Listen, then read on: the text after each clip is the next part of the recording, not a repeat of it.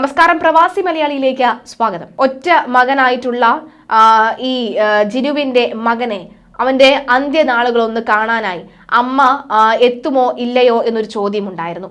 അമ്മ വന്നാലും വന്നില്ലെങ്കിലും നാളെ ആ മകന്റെ സംസ്കാരം നടത്തുമെന്ന തീർച്ചപ്പെടുത്തിയിരിക്കുകയായിരുന്നു ബന്ധുക്കൾ.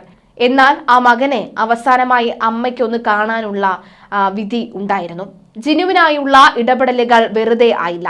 കുവൈത്തിൽ കുടുങ്ങിയ ജിനുവിന്റെ യാത്രാ ക്രമീകരണങ്ങൾ പൂർത്തിയായി. ഇന്ന് രാവിലെ 11:15 നെടുമ്പാശ്ശേരിയിൽ ജിനു വിമാനമിറങ്ങും. 17 അണ്ണക്കര ചെല്ലാർകോവിലിൽ ബൈക്കും ജീപ്പും കൂട്ടിയിടിച്ച് മരിച്ച ഷാനറ്റ് ഷൈജുവിന്റെ മൃതദേഹം കുവൈത്തിൽ കുടുങ്ങിക്കിടക്കുന്ന അമ്മ ജിനു എത്താത്തതിനാൽ സംസ്കരിച്ചിരുന്നില്ല. കുവൈത്തിൽ ജോലിക്ക് പോയി തടങ്കലിലായ ജിനുവിന്റെ തിരിച്ചുവരവിന് കുവൈത്തിലെ മലയാളി അസോസിയേഷനും യാക്കോബായ സഭാ നേതൃത്വവും കേന്ദ്രമന്ത്രി സുരേഷ് ഗോപിയും എംപിമാരായ ഡീൻ കുര്യാക്കോസ്, ആന്റണി തുടങ്ങിയവരും ഇടപെട്ടിരുന്നു. നാളെ ഉച്ചയ്ക്ക് 12 ഷാനറ്റിന്റെ മൃതദേഹം ഭവനത്തിൽ എത്തിക്കും. 3 അണക്കര 7 മൈൽ ഓലുവമല പള്ളിയിൽ സംസ്കരിക്കും. അണ്ണക്കരയിൽ വാഹനാപകടത്തിൽ മരിച്ച ഷാനറ്റ് ഷൈജുവിന്റെ മൃതദേഹം സംസ്കരിക്കാനുള്ള തയ്യാറെടുപ്പിൽ തന്നെയാണ് ബന്ധുക്കൾ. അമ്മ വരുമോ ഇല്ലയോ എന്ന് അറിഞ്ഞിരുന്നില്ല. എന്നാൽ അമ്മ വരുമെന്ന് ഉറപ്പിച്ചിരിക്കുകയാണ്.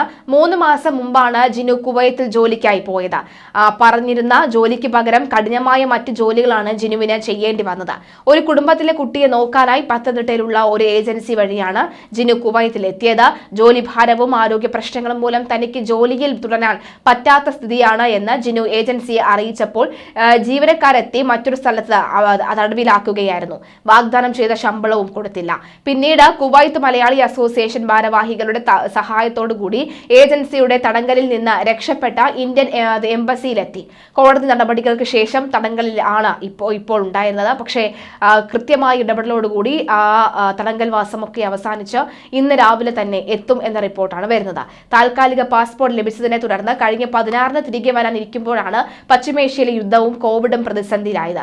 മലയാളി അസോസിയേഷൻ, യാക്കോബായ സഭാ നേതൃത്വവും എംപിമാരായ ഡീൻ കുര്യാക്കോസ്, സുരേഷ് ഗോപി, ആന്റണി എന്നിവരും ജിനുവിനെ നാട്ടിലെത്തിക്കാനായി ഇടപെട്ടിരുന്നു. വെള്ളിയും ശനിയും കുവൈത്തിൽ അവധി ദിനങ്ങളായതിനാൽ തന്നെ ഒരു ഇടപെടലും സാധ്യമായിരുന്നില്ല. എന്നാൽ ഇന്നലെയാണ് പ്രധാനമായ ഇടപെടലൊക്കെ തന്നെ നടത്തിയത്. ചൊവ്വാഴ്ച ജിനുവിന് നാട്ടിലെത്താൻ കഴിയുമെന്നാണ് പ്രതീക്ഷിച്ചിരുന്നത്. എങ്കിലും ഒരു ദിവസം മുന്നേ തന്നെ എത്താനും സാധിച്ചിട്ടുണ്ട്.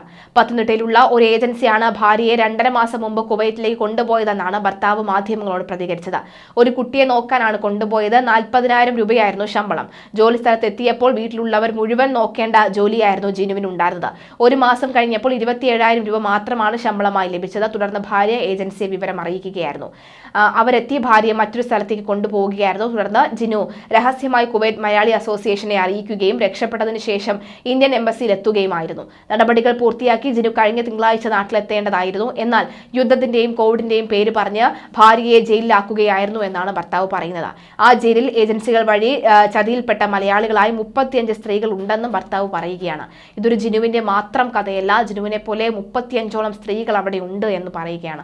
പക്ഷേ അപ്പോഴും ജിനു ഏക മകനായ ഷാനറ്റിന്റെ മൃതദേഹം കാണാനാണ് ഇപ്പോൾ എത്തിയത് എന്നുള്ളത് ആലോചിക്കുമ്പോഴാണ് നമുക്ക് ഒരു നടുക്കം നമുക്കുണ്ടാകുന്നത്. 17 വയസ്സ് മാത്രമായിരുന്നു പ്രായം.